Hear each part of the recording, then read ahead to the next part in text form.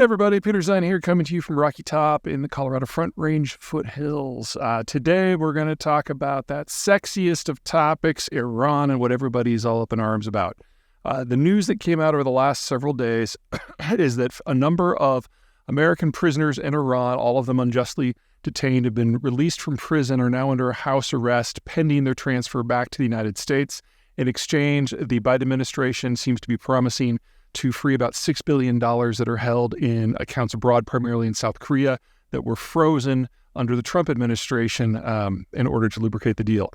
People who don't like Biden are saying, why would you give so much money to basically some people who are dumb enough to not drop their dime bag before traveling to Iran? Catchy argument. Now, all of you who think that Joe Biden is the second coming and he's going to just fix all this with a wave of his hands, you need to grow up a little bit too. This deal could fall up at any second. It's not done till it's all done. And this has all been done without a single face-to-face conversation between any American and Iranian diplomats. The Qatari, the Swiss, the Brits, the Omanis, and there might be somebody else in there, have all been playing middlemen.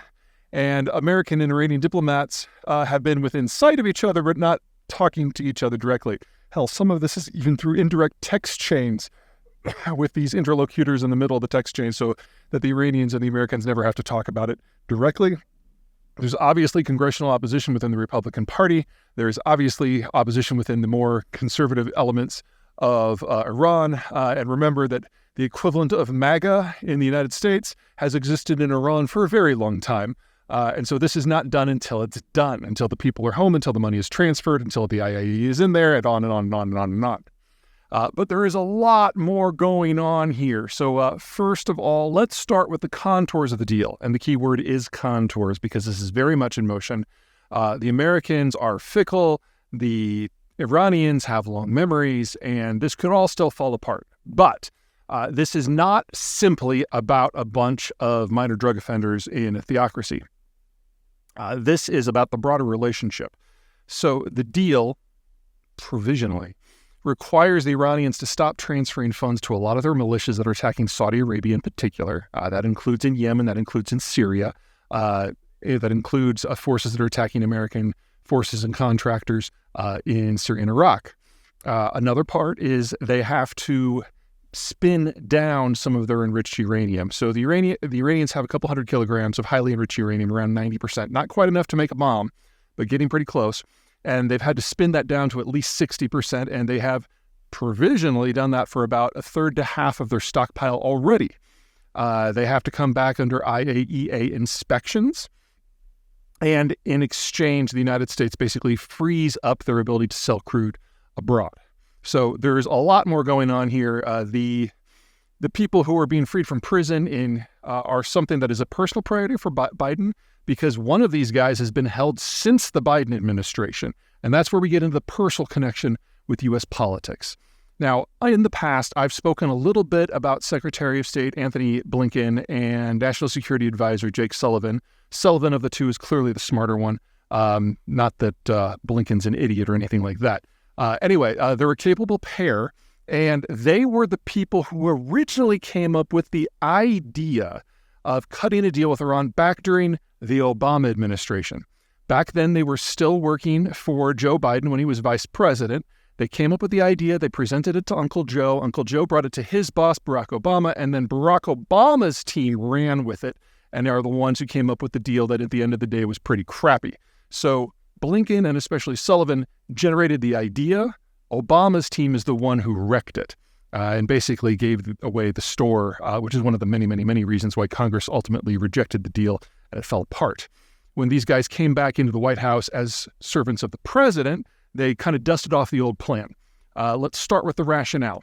If you want to leave the Middle East, you have to do one of two things. Number one, you have to be willing to let the chips fall where they may and admit to yourselves that you just can't shape this region, certainly not without forces there.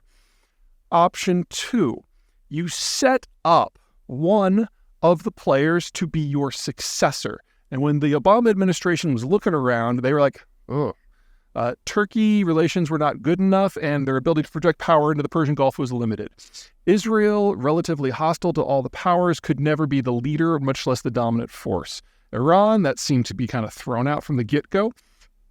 And then Saudi Arabia has, on paper, a great military, but it doesn't operate outside of air conditioning. So there really was no candidate to anoint. So they decided to kind of cut the baby and aim for a resurrection of a regional balance of power that for the most part did not involve the United States. So basically setting Turkey against Iran, against Syria, against Iraq, against Saudi Arabia, against Iran, get them all in the mix so they're keeping each other busy. And to do that, a partial rehabilitation of Iran was required. That was the Sullivan-Blinken idea. We're now getting back to that. In the interim, with the Trump administration, obviously anything that had the word Obama attached to it, he jettisoned on the first day. And he tried to have his cake and eat it too. So basically saying to everyone in the region, I want to dictate everything you do, but I want no forces and no money in the region. So obviously that didn't work. Anyway, Sullivan and Blinken are now giving it their best shot. And this provisional deal does quite a bit of what is necessary in order to restore that regional balance of power. For those of you who think that anything that rehabilitates Iran is awful, grow up.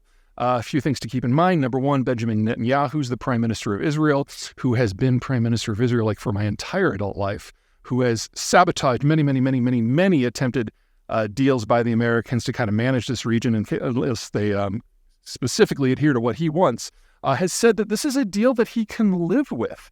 In addition, one of the biggest sticking points in the negotiations is that the Iranians want the IAEA, that's the International Atomic Energy Agency. They're the ones who monitor weapons of mass destruction and uranium and plutonium enrichment.